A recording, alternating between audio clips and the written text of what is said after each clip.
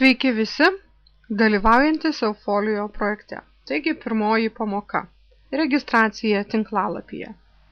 Google lange suvedame štai tokį adresą: eufolio.mahara.eu.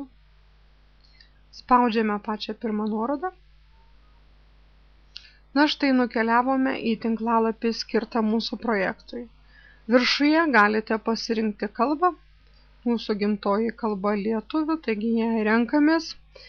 Apačioje po prisijungimo lentele matysite užrašą sukurti naują paskyrą spustelname ir iššokusiame lange suvedam visą reikalingą informaciją. Vardas,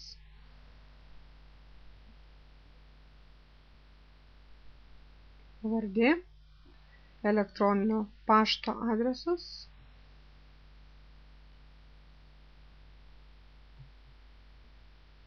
tada pasirenkame organizaciją. Kauno Jono ir Petro Vileišių pagrindinė mokykla, Skliausteliuose LTU, patvirtinimas būtinas. Tuomet pažymite taip ir spaudžiam sukurti naują paskyrą.